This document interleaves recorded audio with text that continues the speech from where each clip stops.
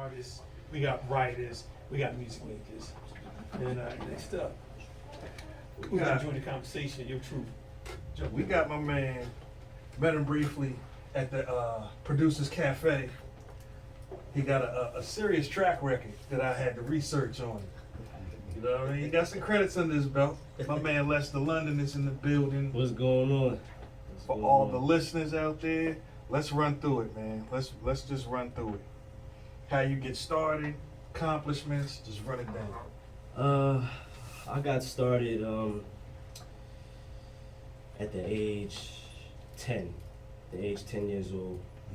I started DJing. I was a DJ from ages 10 to 15. And you know, that was because of my father and my mother. My mother was heavy into music. She was already a singer. My dad was a DJ. So, you know, with that combination, you was always hearing extreme amount of music in the house. So, you know, with me not knowing, you know, that had an effect on me. And at 2 years old, you know, I fell in love with Crisscross. You know, so you know, it was a big group, but I had memorized the whole album. You know, really? 2 to 3 years old, yeah. So and I think the next age I got into music, what really started the show was around 9 years old, and then 10 years old, my mom, she bought me my first DJ set. Okay. At 10, you know, 2 big speakers, 2 turntables, a mixer. I used to go and buy vinyl from the thrift store and all that, and just DJ. Like, you know, I look young, but you know, I've been out here just DJing like grown people parties, and then in the midst of that, I discovered music production. Started making beats, and I wrote my first song at 11, and I put my mother on the chorus. Really? Whoa. Yeah. Yeah, I don't even have that song. She has that. But yeah, so you know, doing my thing. I had about 4 or 5 artists by the time I was 15, producing them. And then after that, you know, I'm from Philly originally, Germantown to be exact. Okay. So Germantown's Shout out Philly. Word. And so yeah, so she moved us out of Germantown around 2006, and we moved to South Jersey. So we went in Pensacola, and you know, just going through high school, having a tough time, horrible grades. All I wanted to do was make music. You know what I mean? So, and you know, she understood that, but she just wanted me to apply myself with my academics, and I just couldn't do it because I was just so focused. I had a plan. So. You know, graduate high school, hallelujah. You know what I'm saying? So, and I continued to make music. You know, I started engineering people around the way, making beats for people, you know, left and right, hustling my beats. And Camden, if you even know what Camden is, rode my bike around Camden, just hustling my beats like it was crack, you know, and just moving it around.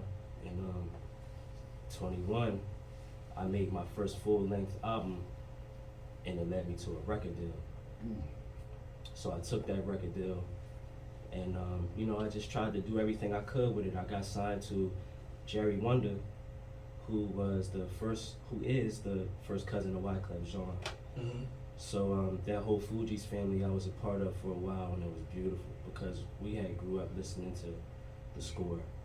Yes. And you know, Killing Me Softly was my mother's favorite song, and for me to get signed by who produced that was just like, what? Lauren K. You know what I mean? So she couldn't believe it, I couldn't believe it, and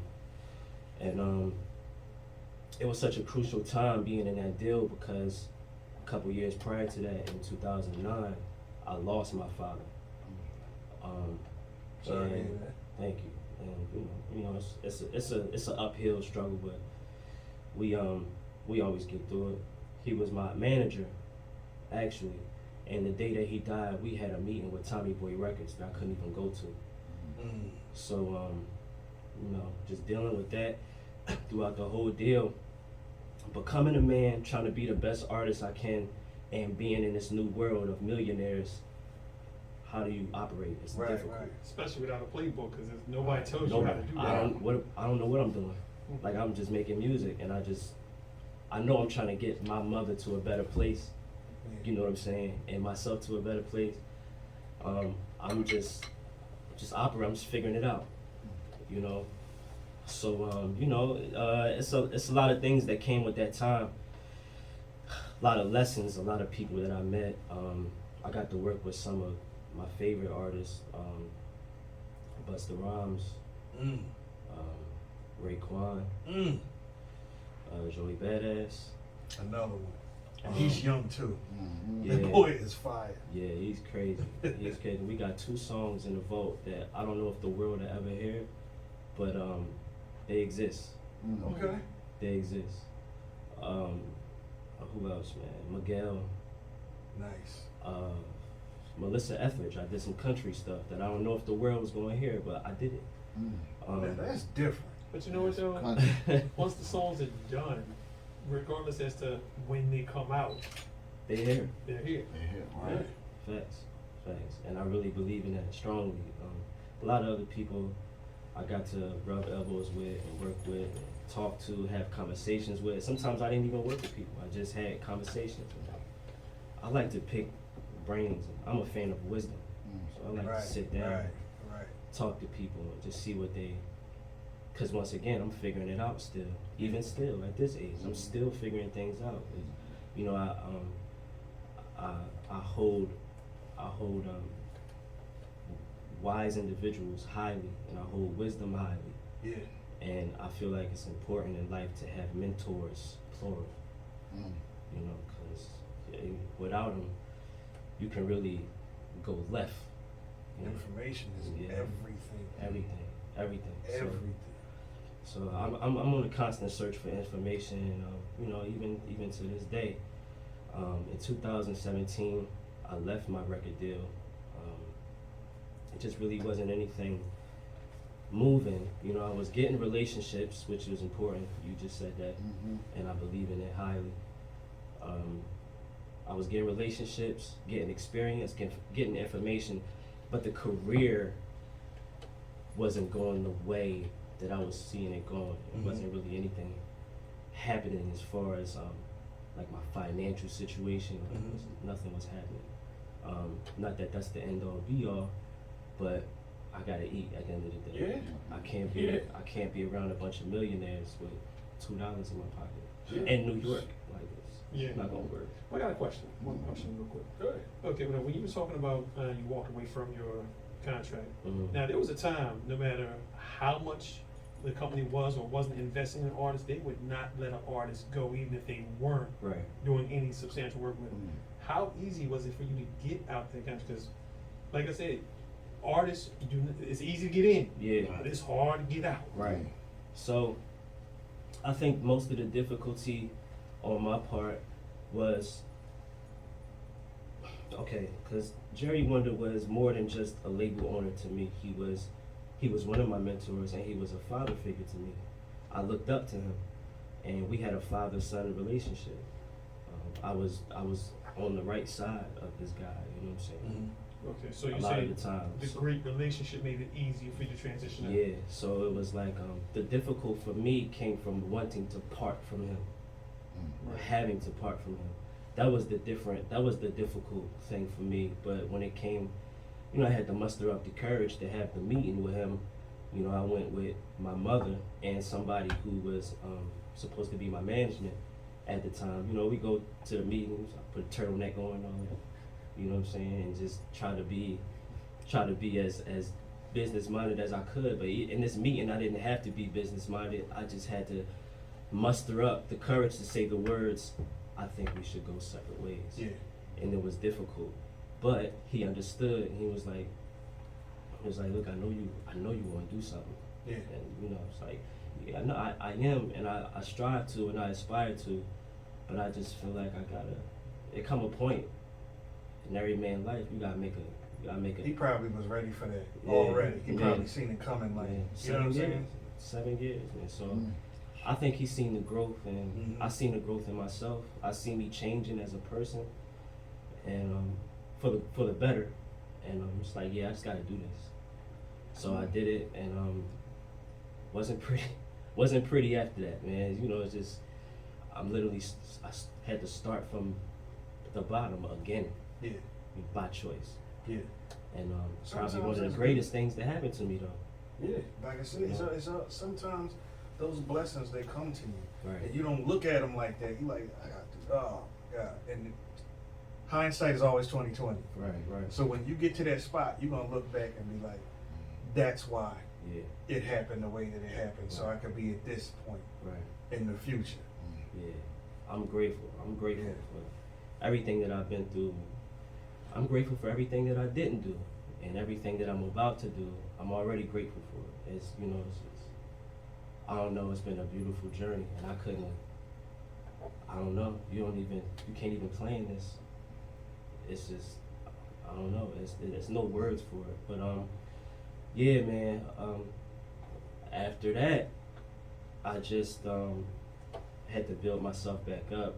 Mm-hmm. You know, I didn't have any I was in the studio and signed, so the equipment that I did have at home, I either sold it or gave it to my boys, and so when I got back home, I had nothing.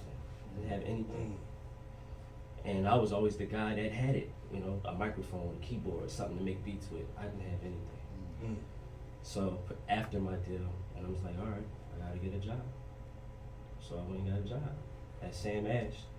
And 2 days before that, Christmas Eve, I quit. And it's like, I can't do this. And I remember walking out of that job and getting a text from my supervisor saying, Lester, it's been 2 hours and you still on break. Like, what's going on? Where you at? And I'm home like this. Making, you know, They called you. They called you. You know what I'm saying? Yeah. If he like so, that. like, nah, I gotta be out, man.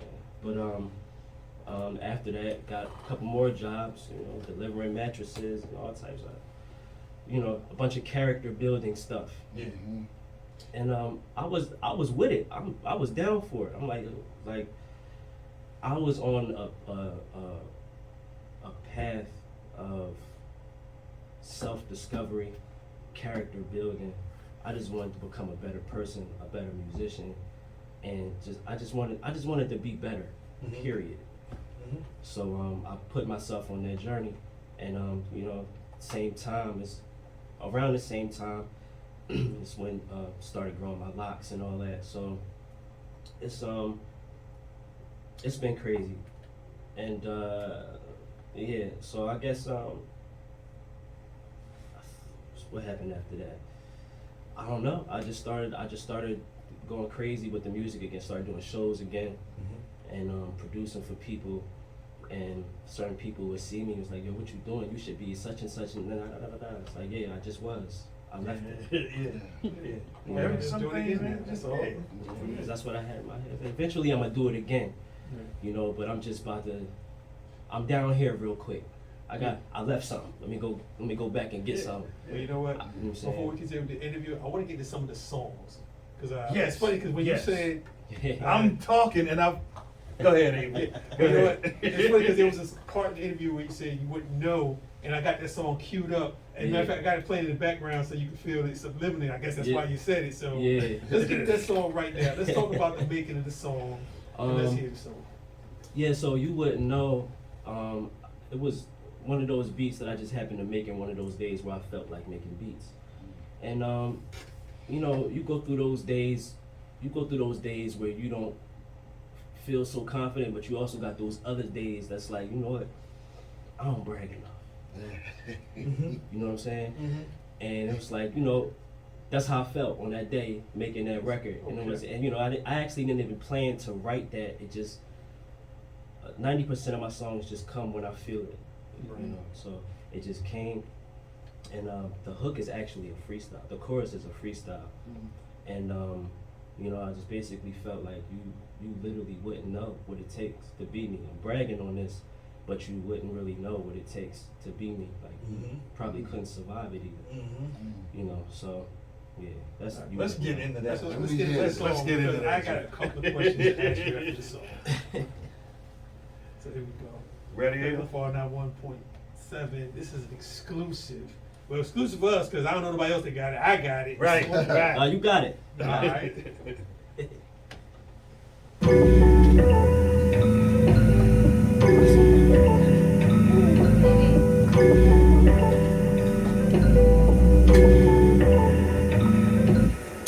This is royal, what you think? Only loyal to the bank. I don't want your OnlyFans link because lame, but I